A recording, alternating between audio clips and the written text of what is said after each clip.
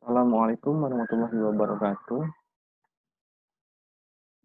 Pada pertemuan ketiga, sesuai dengan silabus mata kuliah pengantar ilmu politik, kita akan membahas tentang hubungan ilmu politik dengan ilmu pengetahuan lainnya. Ada 5 ilmu di sini yang akan kita bahas dalam kaitannya dengan hubungan ilmu politik. Yang pertama itu adalah sejarah. Kemudian yang kedua, filsafat. Yang kedua, ilmu pengetahuan ini sangat penting karena ini berkaitan dengan perkembangan ilmu politik itu sendiri seperti yang sudah disampaikan pada pertemuan kedua bahwa dalam perkembangannya pada awalnya terutama ketika perkembangannya di Eropa terutama negara Prancis, Jerman dan Austria bahwa ilmu politik pada awalnya berkembang dalam cabang dari ilmu sejarah dan juga filsafat. Maaf kalau untuk sejarah itu tidak lepas dari ilmu sejarah, tapi bagian daripada ilmu filsafat. Kemudian yang ketiga, selain sejarah dan filsafat, ada juga ilmu ekonomi. Kemudian ada sosiologi dan antropologi. Nah, untuk sosiologi dan antropologi ini juga sangat erat kaitannya dengan ilmu politik. Apalagi ketika kita berbicara masalah sejarah dari ilmu politik itu sendiri yang dalam kaitannya berkembang di Amerika. Nah, untuk di Amerika sendiri, ilmu politik sangat mendapat pengaruh yang besar pada ilmu sosiologi dan antropologi. Maka muncul kemudian ilmu sosiologi politik, antropologi politik, dan sebagainya. Untuk yang pertama itu sejarah. Dan sejarah merupakan ilmu yang sangat penting bagi ilmu politik karena menyumbang bahan berupa data dan fakta dari masa lampau untuk diolah lebih lanjut. Kemudian perbedaan pandangan antara ahli sejarah dan sarjana politik ialah bahwa ahli sejarah selalu meneropong masa yang lampau. Nah, dan inilah yang menjadi tujuannya. Nah, sedangkan sarjana politik lebih ke depan atau future oriented. Nah, kenapa kemudian sejarah selalu meneropong ke masa lampau? Karena memang objek kajian daripada ilmu sejarah adalah masa lalu. Nah, ada 3 elemen, jangan lupa bahwa ada 3 elemen dalam sejarah. Yang pertama adalah manusia, kemudian ruang, dan juga waktu. Nah, yang menjadi fokus utama dari ilmu politik ini berkaitan dengan manusianya, karena kehidupan politik itu selalu berkaitan dengan manusia. Nah, bahan-bahan yang disajikan ahli sejarah hanya dipakai untuk menemukan pola-pola ulangan yang dapat membantu sarjana politik untuk menentukan suatu proyeksi ke masa depan. Jadi, politik ini menggunakan sejarah untuk melihat bagaimana kemudian pola-pola yang terjadi di masa lalu untuk kemudian diaplikasikan pada masa sekarang dan diproyeksikan ke masa yang depan. Sebetulnya ini fungsi dari ilmu sejarah itu sendiri, di mana ilmu sejarah bersifat aplikatif ketika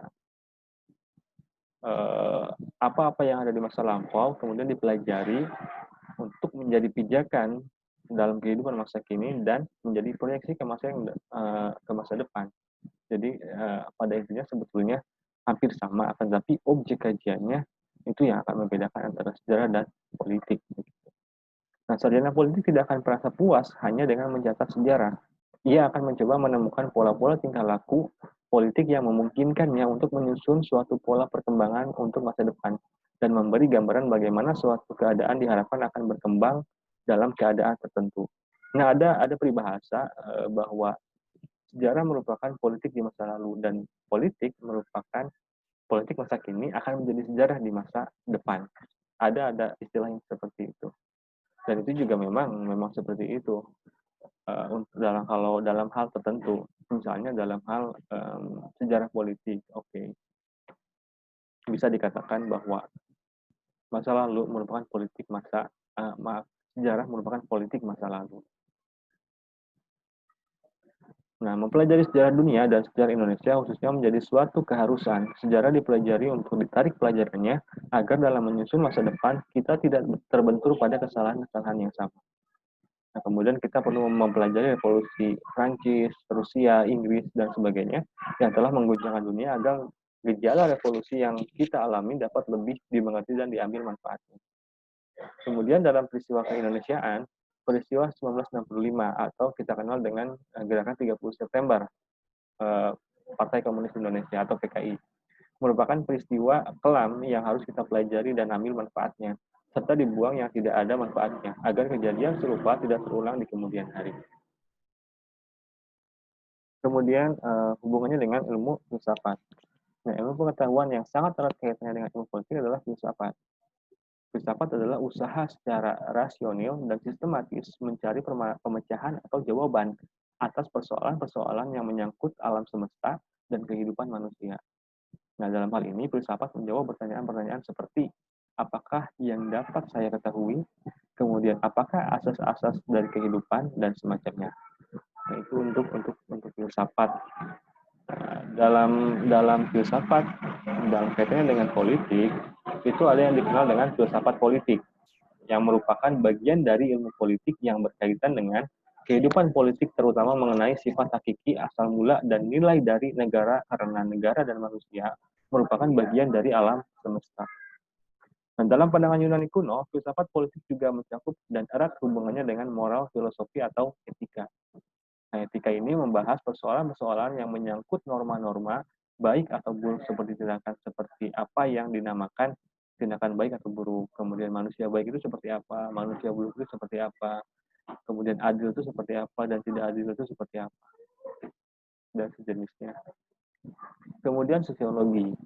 Dalam hubungannya dengan sosiologi, sosiologi membantu sarjana ilmu politik dalam usahanya memahami latar belakang, susunan, dan pola kehidupan sosial dari berbagai golongan dan kelompok dalam masyarakat. Melalui penggunaan pengertian dan teori dari sosiologi, sarjana ilmu politik dapat mengetahui sampai di mana susunan dan stratifikasi sosial mempengaruhi atau dipengaruhi oleh misalnya keputusan kebijaksanaan, corak, dan sifat keabsahan politik, sumber-sumber kewenangan politik, pengendalian sosial, dan perubahan sosial. Jadi melalui penggunaan dari teori-teori sosiologi, para sarjana ilmu politik dapat mengetahui atau menganalisis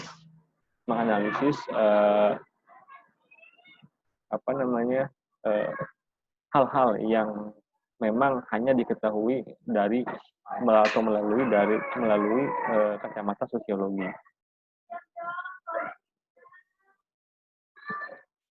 Nah, mengenai masalah perubahan dan pembaharuan, sosiologi menyumbangkan pengertian akan adanya perubahan dan pembaharuan dalam masyarakat. Apabila dalam masyarakat timbul golongan atau kelompok baru yang memajukan kepentingan baru, maka nilai-nilai kebudayaan masyarakat secara keseluruhan akan menunjukkan perubahan-perubahan dalam pola-pola kehidupan politik.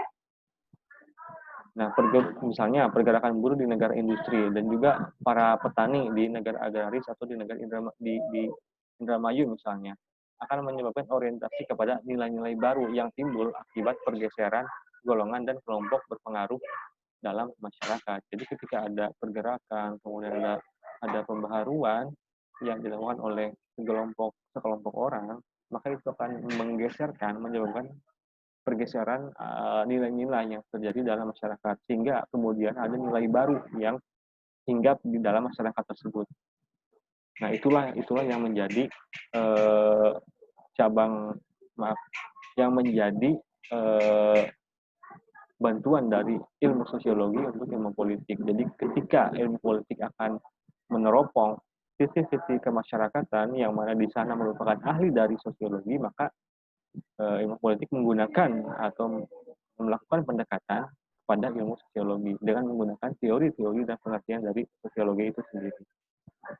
Nah, kemudian perkembangan penduduk misalnya dengan sendirinya akan mengakibatkan perubahan dalam stratifikasi sosial, hubungan antar kelas, ketegangan-ketegangan politik, dan meningkatkan masalah-masalah organisasi sosial dan politik.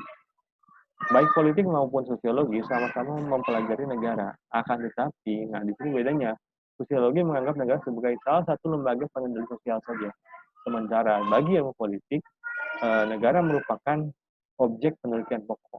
Jadi kalau dalam sosiologi, negara itu hanya merupakan bagian saja, salah satu dari ruang lingkup yang dipelajari dalam ilmu sosiologi. Sementara dalam ilmu politik, negara menemukan konsep dasar politik atau objek kajian pokok dalam ilmu politik. Kemudian antropologi.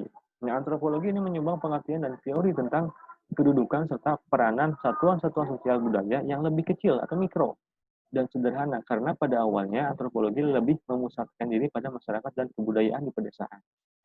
Jadi antropologi ini memang pada awal perkembangannya memusatkan diri pada memusatkan kajiannya pada masyarakat dan kebudayaan di daerah pedesaan. Karena untuk wilayah perkotaan itu menjadi wilayah atau kajian dari ilmu sosiologi. Akan tetapi memang dalam perkembangan berikutnya antropologi juga masuk ke dalam perkotaan, sehingga disebut kemudian antropologi perkotaan. Akan tetapi dalam hal ini ilmu politik meminjam konsep-konsep dari ilmu antropologi dalam kaitannya dengan pedesaan juga. Tapi kemudian dalam perkembangannya juga meminjam antropologi perkotaan. Nah, perhatian ilmu politik pada antropologi semakin meningkat ketika akan memecahkan suatu permasalahan pada tingkat makro ataupun mikro, seperti di masalah pedesaan. Masalah-masalah di desa dianggap dapat diselesaikan atau diatasi pada tingkat nasional.